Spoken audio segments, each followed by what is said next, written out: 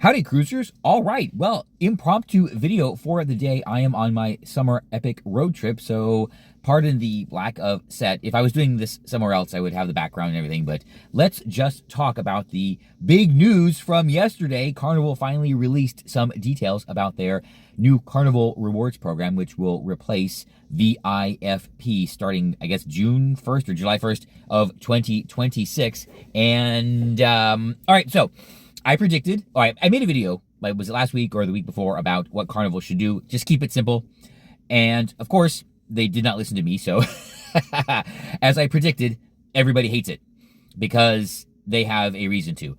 And I put it this way, I will be watching with glee as all these corporate nitwits scurry around trying to figure out why their new rewards program isn't working. Okay, so here's the deal. I have been traveling, for business and pleasure my whole life. So I'm very familiar with these rewards programs.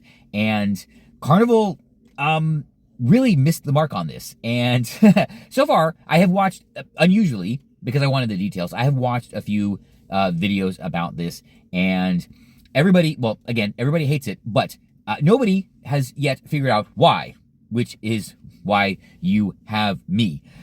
All right, here's the deal. Carnival, I recall that you hired some airline executives to help you with this program. And correct me if I'm wrong, I heard this yesterday, he was from, or whatever, Delta Airlines, which means Sky Miles. Another program which everybody hates, by the way, just saying. And that is why we have a very airline-style reward program with constant requalification and qualification windows, and your status only lasts a limited amount of time. It's 2 years instead of 1 year or whatever. So this is what the cruise line Carnival has done. They have basically taken an airline reward program model and applied it to a cruise line. No, a cruise line is not an airline. What are you thinking? Okay, there are two reasons, and this is what nobody has. I don't know. Well, I'm not gonna say they haven't figured it out yet, but there are two reasons that I'm intimately familiar with, having traveled for pretty much most of my life. There are two reasons why that model works for airlines and why it will not work for a cruise line. Because the rewards model and the loyalty model for an airline and hotel, really, and a cruise line is very, very different. And two reasons. There's two reasons, not five, two reasons why this program won't work. All right. Number one, and this is probably the biggest difference between airline loyalty programs and cruise line loyalty programs. When you are chasing status in an airline loyalty program, someone else is paying. Yes, someone else is paying for all of those flights. I have lifetime platinum status with American, and I have lifetime, double edge titanium or whatever with Marriott, because someone else was paying for all that travel, right? Yes, there were probably some personal flights here and there, but I would use points for those.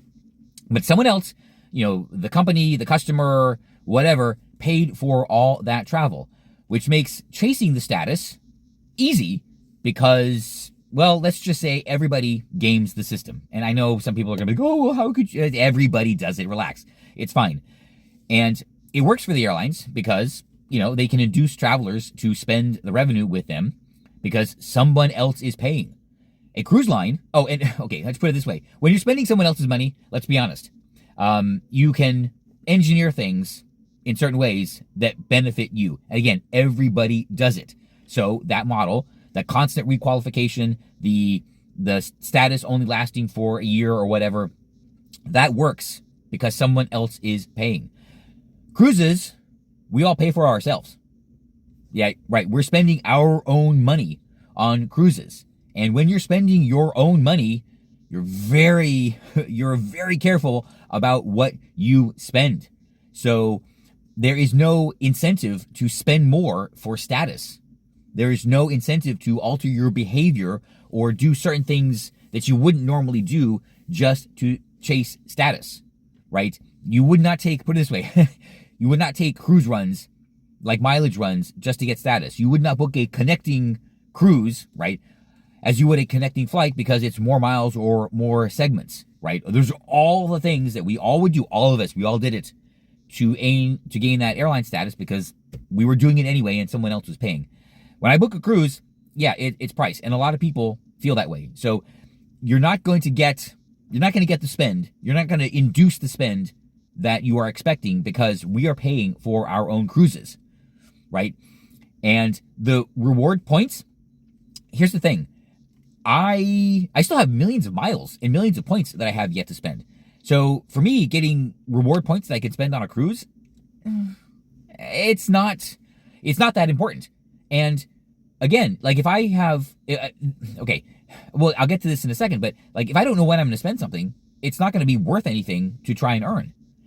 So yeah, this is why the biggest thing I liked about Advantage was being high on the list, complimentary upgrades, and actually that's pretty much it. Now I get free baggage. So yeah, and you're taking away the freebies. Yeah, so this is not going to work, right? You cannot apply that that airline model to the cruise because people pay for their own cruises and the spending habits are radically different than with the airlines.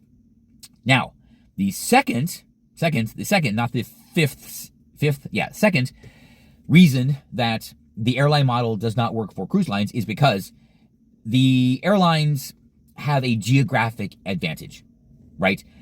As I was traveling for business all those years, I knew exactly what program somebody had status in based on where they lived. That's it. It really is that simple. You have your airline status with the dominant airline at your airport. That's it. It is that simple. That's it. So in Miami, everybody was Advantage. Like everybody I knew that lived in Miami was Platinum, Executive Platinum, whatever, because American's the largest carrier at Miami International Airport, right? Everybody that lives in Atlanta is Sky Miles Platinum Medallion. Everybody that lived in Houston was whatever Continental's thing was. Denver, Mileage Plus, or whatever the United program is these days. That's it. Where you live determines what program you earn the miles in. Cruising is different. There is no dominant player in Miami. I can just go to the port and get on a ship from 5, 6, 7 different cruise lines in any given week. So there's no advantage to picking a cruise line out of Miami or Port Canaveral or Fort Lauderdale or anything like that. So there is no geographic advantage to this, right? There's no lock-in that you have, or there's no lock-in that Carnival can get based on where people live, right? So, now granted, the hotel situation, I guess, was a little bit different. Hotels are everywhere. And for whatever reason, a lot of us chose correctly with Marriott, right? They seem to have won the game. But, yeah. So that's another fundamental difference between an airline program and a cruise line program is the geography, right? I had no reason to ever fly any airline other than American. And even if it was, and I will say this, don't freak out, even if it was more, that was fine, actually, because if it was more, it's probably a direct flight, and there were more flights. And for us, traveling business, that's way more important than almost anything else. And let me just, I will say this, having status is very valuable because you do get treated better. And if you're traveling every week or multiple times a week, having that status, being high on the list, that is very valuable. That priority, which I told you Carnival is very important to people, having that priority in standby, in upgrades, in getting rebooked, that, beyond the points, was the most valuable thing ever. That's why we stuck with the program, right? There were many times when there was something happened, as soon as there's a hint of a problem, right? I'm on the phone with the Executive Platinum desk, and I tell them outright, hey, Captain just announced the delay. He's not really sure, but, and boom, they would book me on like 2 subsequent connections, just in case, the flight arrived late. That's the status. That's the priority that I enjoyed, which you're not doing.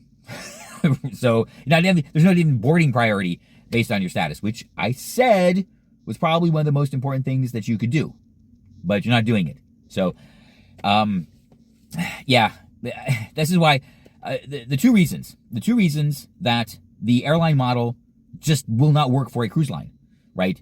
A, we're paying for our own cruises. And B, there's no geographic advantage to sticking with one particular cruise line. So whoever came up with this program, Yeah, they're obviously from the airline industry.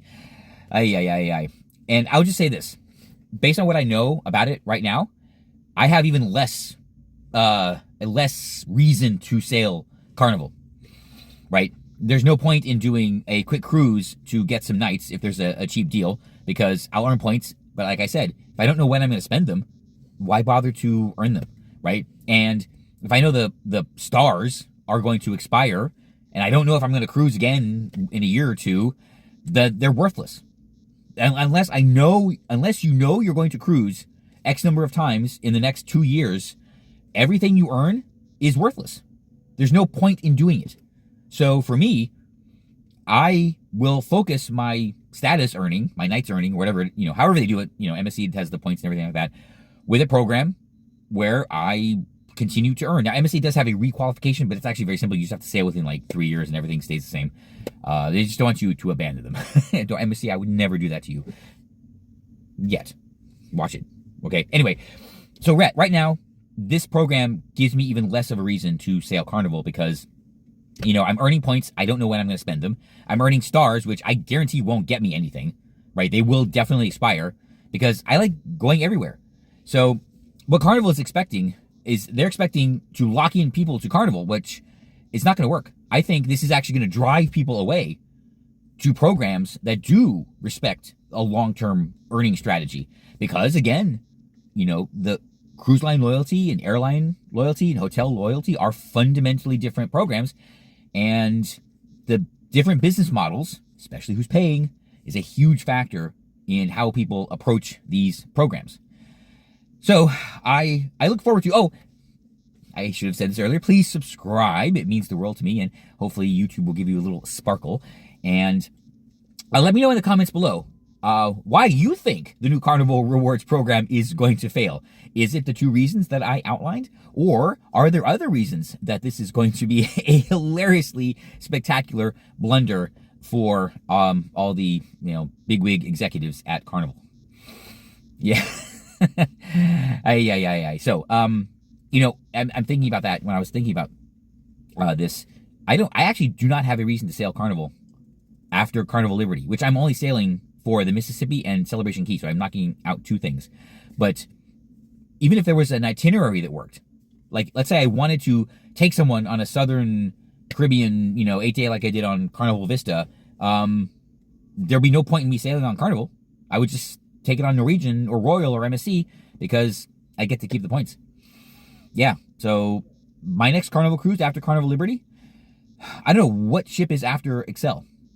Yeah, what ship class is after the Excel class? That would be the only reason I would have to sail on Carnival after next month. Yeah, because, I don't know, if I'm not going to keep the points, then, yeah.